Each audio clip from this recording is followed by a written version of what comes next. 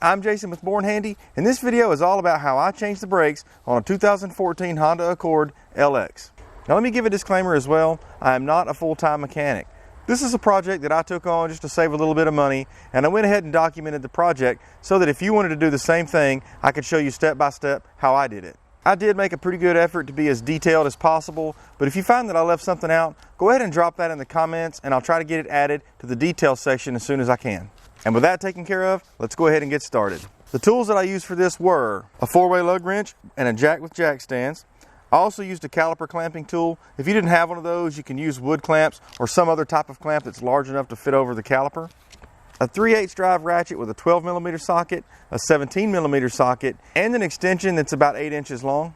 A number 3 Phillips head screwdriver or a screwdriver bit and a drill. And it's possible that you're going to need a small pry bar. In a pinch, you could probably get by with a small flathead screwdriver. It wouldn't be a bad idea to have a little bit of penetrating oil like some WD-40 or something similar. And it's also possible that you may need a 1/4-inch drill bit and a drill in the event that you're not able to get a shipping bolt out of one of the rotors. The first thing we want to do before we do anything else is to go ahead and loosen up the lug nuts on all 4 of your wheels before you jack the car up. If you try to do this after you jack the car up, the wheel may free spin or it'll just otherwise be harder than it should be. There's generally going to be a reinforced section of the frame for most cars. In this case, it's right here. And this area is specifically for you to place your jack. If you try to jack up your car in another area, you may cause damage to the underside of your vehicle.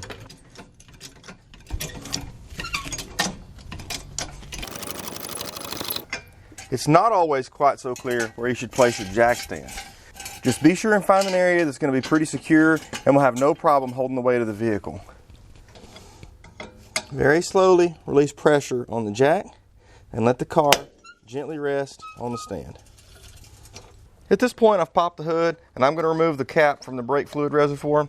This is located on the driver's side. This should be pretty easy to spot on the vehicle, and it has this symbol here, which I believe is supposed to indicate drum brakes, even though this vehicle has disc brakes. The reason you need to remove that lid is because later on we're going to be compressing some of the brake calipers, and when we compress those, the brake fluid needs to have somewhere to go. You also need to be mindful that as you're compressing these, there is the potential for you to compress so much that some of the brake fluid comes out of the top of the reservoir.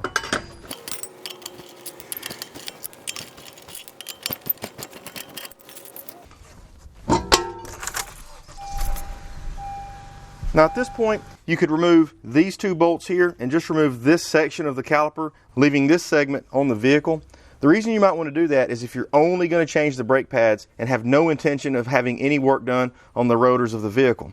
In our case, we are going to have the vehicle rotors turned and machined, so since we'll be doing it that way, we're going to remove the entire caliper, which means we'll be pulling from bolts back here and back here. Both of these bolts are 17mm.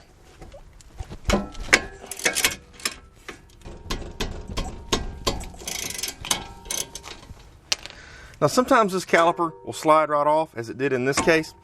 Other times it won't. What you may end up having to do is place a screwdriver in between the disc and the brake pad and pry on it to create a little bit of a gap, because the natural wear of a brake rotor oftentimes leaves a lip right here that's a little bit too wide for the brakes to slide over when they come off of your rotor. With the rotor out of place, I'm going to set it aside in such a way that there is no real pressure being placed on this brake line. We don't want to cause any damage to this. You're going to find a Phillips head screwdriver that helps to hold the rotor in place, and if you can't get that screw out, it's really not a big deal. In my case, it came off easily on the front, but I had to drill it out on the rear rotors. I'll explain this in a couple of different places in the video. That screw performs no real function on the actual use of the brakes.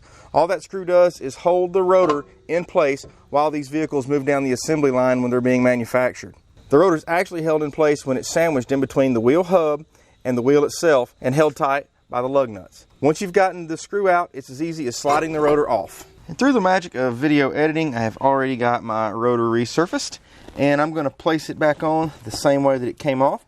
With one exception, I'm actually not going to put that little screw back in place. They have no bearing whatsoever on the functionality of your brakes, and since they just tend to become seized up in the rotor, I'm not going to bother putting it back.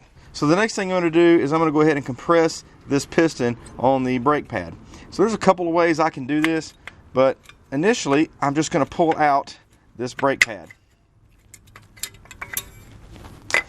There are a couple of springs on here. Don't worry too much about those at this point. Save them if your brakes didn't come with any new ones, but they should have, because we're going to need those in just a few minutes. So I didn't fully intend for that pad to come out. It's okay that it did. I'm just going to put it back in there just for a moment because I need to close this caliper. I happen to have a set of vice grips made just for this, but you can use a wood clamp or maybe some other type of clamping device. I've heard of people being able to do this by hand. I know I'm not one of those people, so I have to buy this tool, and this is how I do it. And you can see that pad seating back very nicely, and this is the reason that we removed the cap from our brake fluid reservoir. And it's only after we pump the brakes a couple of times that we'll see that fluid in the reservoir go down to a normal level. At this point, I'll go ahead and slide that brake out. For most vehicles, I would go ahead and put the new pads in place at this point, but I'm not going to do that at this time because we are going to have to separate this caliper in order to get those springs back in place. So for now, we're going to put it back on, no pads. So with that on, I have a 12mm bolt here that I have to remove, and a little further down, there's a second one here that I'll be removing as well.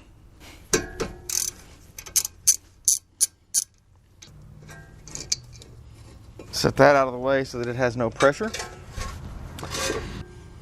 And now I want to inspect these slide pins. It is best practice to go ahead and pull these out and re-grease them. The truth is, I don't have the grease that I'm supposed to have, and they feel pretty good. They just don't feel like there's any lack of lubrication, so I'm probably just going to leave these alone for right now. But I guess this is probably a pretty good example of do as I say, not as I do. So my pads did come with this back plate that's supposed to be mounted onto the pad. You are supposed to apply a little bit of grease before you do that. I'm told that this shield has a surface on it that's supposed to eliminate the need for me to put grease on the outside, so I'm not going to do it, but results may vary depending on where you buy your pads. You may end up needing to put a little bit of grease on the back of this, and all that really does is prevent the pad from making a lot of noise when running down the road. So down here, and there's a matching counterpart up here, and you're going to notice that with most companies, new pads will come with a new set of these, but for whatever reason, these brakes didn't come with them, and that's okay. What this actually does is it provides a smooth surface for the brake pad to slide along the brake caliper.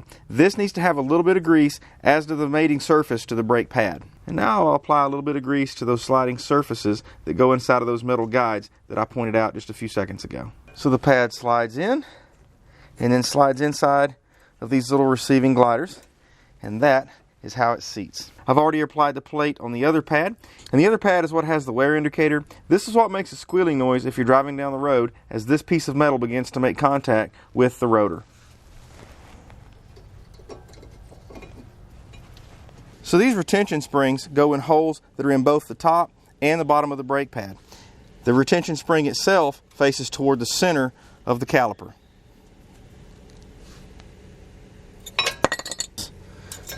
You may have to hold these in place while you put the rotor back on. You may not. Well, that ought to do.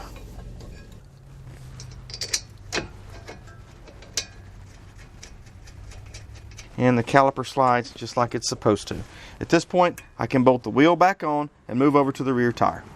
And speaking of putting the wheel back on, you'll notice the lug nut has a tapered head, and that tapered head fits into a matched tapered slot inside the hole. And when you tighten the lug nut, it centers the stud exactly in the middle of the hole in the lug nut. And when you go all the way around, your wheel should be pretty close to perfectly centered on the hub. For that reason, you don't want to just start tightening and tighten one all the way down. What you want to do is go in sort of a star-shaped pattern and just run them until they feel kind of snug. This ensures the wheel is centered, and that when we do tighten it up for the final tightening, our wheel won't create a bouncing sensation when we're running down the road. Once you've ran them all snug, you can go all the way back around and just give a light bump to make sure that we didn't miss anybody. And now we're on to the rear, and this caliper is going to be a little bit more tricky to get off simply because we have this parking brake cable in the way, and we're going to need to disconnect this in order to be able to get the caliper off. So we're going to start with a pair of 12mm bolts, one here, and if we follow the cable on down, the second one is located on a second bracket, and it is just behind the brake disc here.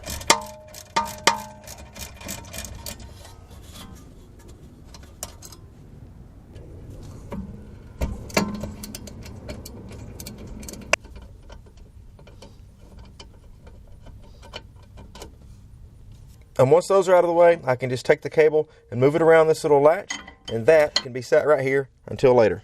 Same as before, I had a 17 millimeter up top and a 17 millimeter down below, but in this case I wasn't able to reach it with the original socket and ratchet, so I ended up going to a ratchet and an extension in order to be able to get the socket around the bolt.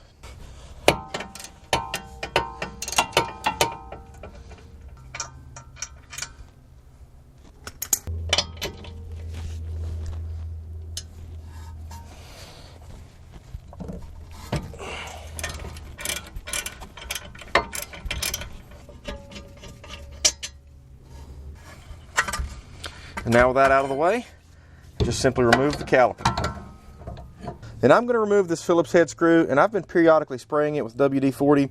Although I'm not super hopeful, I'm pretty confident this thing's going to just strip out.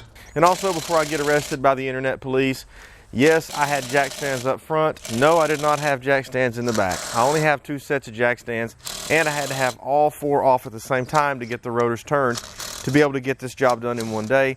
So I'll just tell you this, it's a risk I was willing to take, but I'm going to tell you that I know it's a bonehead move and that you should absolutely pick yourself up an extra set of jack stands or just do them 2 at a time.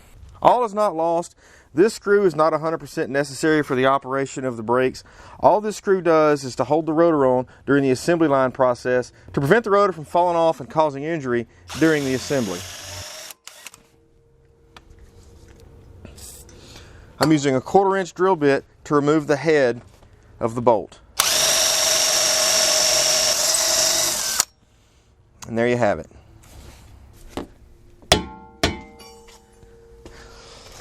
And through the magic of video editing, I have already got my rotor resurfaced. And with that out of the way, I'll go ahead and place the rotor back onto the hub. And just like before, I'm going to go ahead and place the caliper back on the rotor. Only this time, I'm going to leave the brake pads in place because even though I'm about to replace them, there's a different way that we compress the rear caliper. And now I'm going to remove the 12 millimeter bolt from the top of the caliper and the bottom of the caliper. And at this point, the caliper should slide right off. A couple things I want to check. I want to see how easily these slide in and out, and they feel well lubricated, so I'm going to leave these alone. Notice this little spring down here. I'm just going to go ahead and remove it, and when we put the new pads in, we'll put it in just the way that it came out.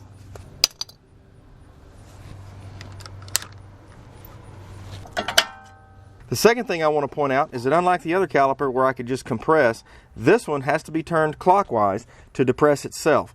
Now you can buy a special tool to do that, but a 3/8 inch drive ratchet extender fits nicely down in that cross, and it will also turn this and compress it for us.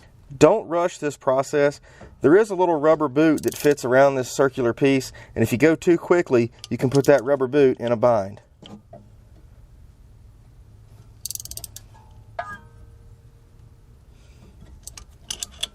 One thing to be mindful of is that this cross needs to point exactly toward the hole in the back because the brake pad has a little peg that's going to need to fit inside of that slot.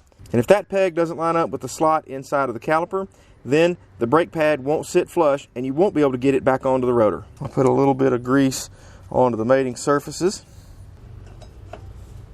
And then the new pad goes in exactly as the old one came out. And once we have that in place, let's not forget to reapply the spring that we took out earlier. And with the spring in place, we should be able to slide our caliper right over the top of the new brake pads, and we should now be able to bolt it in place. You may notice our guide pin spinning with our ratchet. That's no problem. A 17 millimeter wrench will fit nicely over the guide pin and stop it. And now we're ready to reattach the parking brake cable.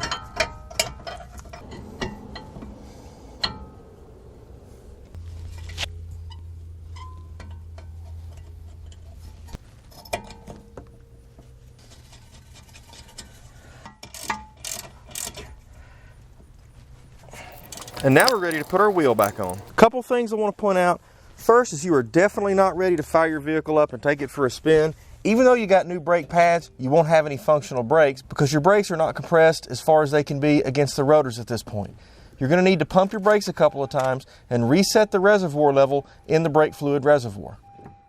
And now that the car is back on the ground, we want to do a final tightening of all the lug nuts and then another tightening after about 50 miles of driving.